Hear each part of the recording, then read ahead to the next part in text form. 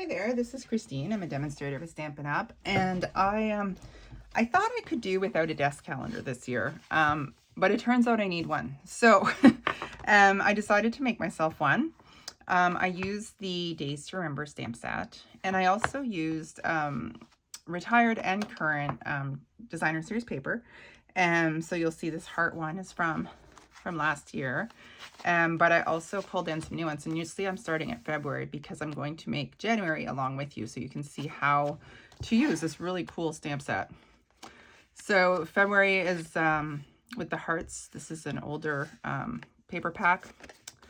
Then I've got March, again with some retired paper, and there's this little circle in here that I use to highlight some important dates.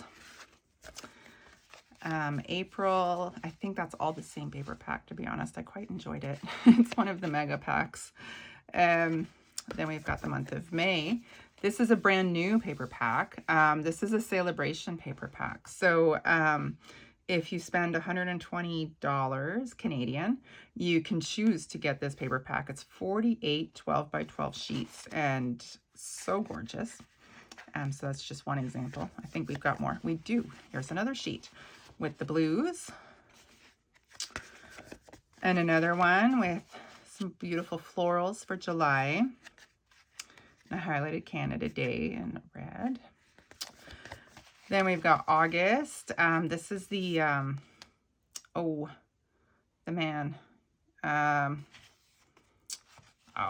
this is a current paper. It's in the annual catalog, and I've forgotten the name. This one's retired, I believe, but I just really like it for September.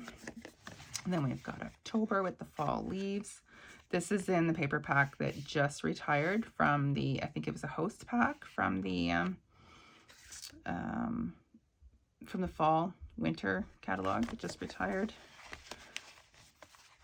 And here we've got November and December with a Christmas pattern. So and then to put it all together, I took a white, thick white, 11 by 4 1/4 sheet, which I scored in the middle, the same way you would to make a card. But then I affixed a piece of 4 inch by 2-ish inches, just a scrap piece that I scored at the half mark and then at the inch mark on each side, and glued it so that it keeps it from like spreading open with the weight. And then I use these rings that I have. I think they're called D rings. They like for binders and stuff. So I use those to put it together. But I'm also going to show you how to do it with bows. And I just used a hole punch to punch the holes, as I'll show you going through. So I'm going to set this aside, and let's make the month of January. So the paper I'm going to use is from that retired paper pack, and I'm going to focus on the polished pink over here because it's so bright and pretty. And I've used 3 by 3 basic white paper as my calendar sheets. I've already got my main stamps pulled out, but it's got all the months. It's got 2 styles of days of the week. So one starting with Monday, ending with Sunday. The other one starting with Sunday and ending with Saturday. That's what I tend to use. It's got a couple of fun sort of sayings and some fun embellishing add-ons. So floral, star, heart. This is a fun one to mark a date, and these balloons. So we'll get cracking. I need the month of January stamp. I did not pull that out. So it is over here. And I hope the video will show it. I've been kind of working upside down on a lot of these. Just, I find it easier. All right, so January. And I'm going to put that at the top. My light is a little bit in my way here, so I'm going to try not to stick my big head on the light. Okay, so we've got our month. I'm just using my Simply Chamois to clean off my stamps. Put January. Now, I'm going to do the days next because I find it easier to line it up, and you'll see why.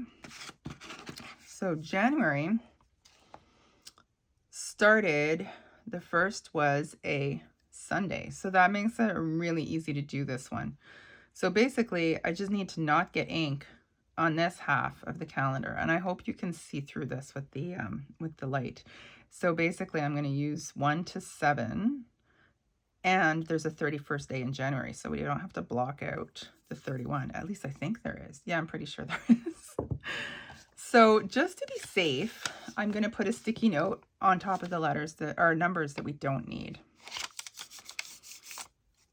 Then, Stampin' Up! Are really clever about this.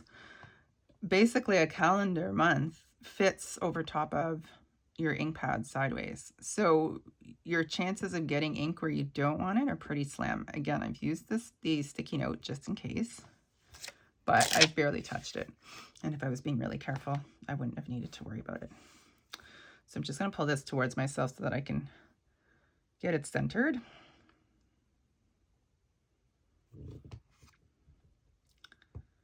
And 1, 2, 3. And then we've got our dates. So it's really cool. You just block off the section you don't need, and it just works. I can't explain it better than that. It just does. Then we've got our days of the week. So as I had mentioned, I'm doing Sunday to Saturday. So I'm just going to line that up over top of my numbers. And there we go. The other fun thing, this being separate from the numbers, you could use a different color. I'm not going to actually mark any of special days in January. Just going to keep it super simple. I am going to just use a little bit of liquid glue to put that onto my designer series paper.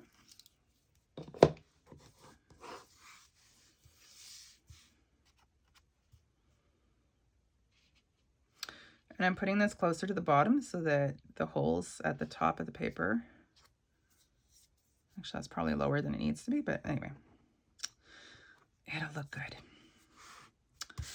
Then I'm going to put liquid glue on the back of my designer series paper.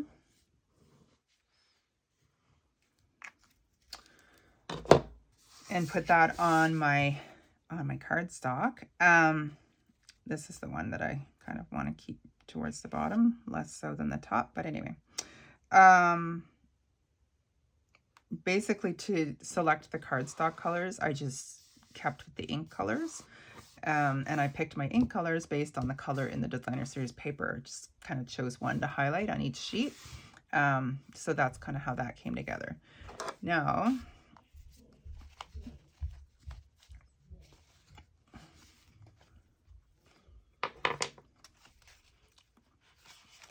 I don't think you'll have heard it on the video, but my husband's telling the dog to drop it. So I don't know what she managed to pick up.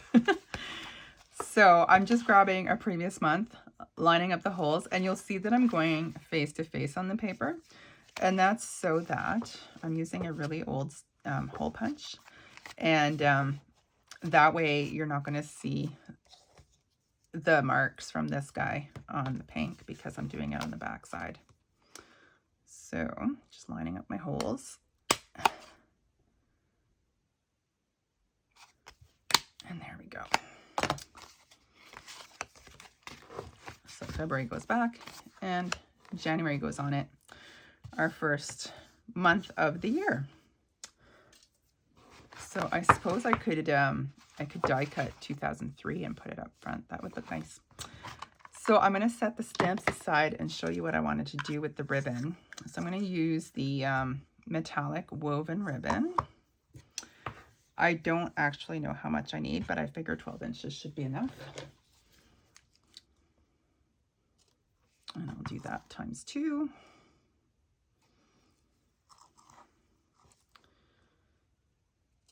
So it's a fun project, and you could do it with absolutely any paper.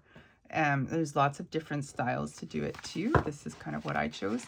Now, the one drawback with doing the bows, like I'm going to do right now, is that you would have to undo it every month to flip your page. and fish it through all of them. There we go.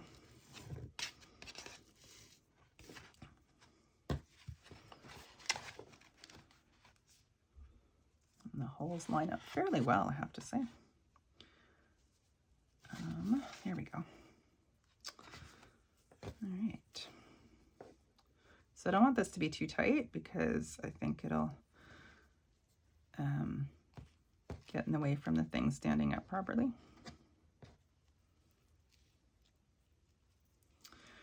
Why do I do this to myself? I do bows on camera and it's always a bit of a pain. There we go. I'll give that a try. Okay, and then we'll do it again. Hopefully a little bit easier. There we go.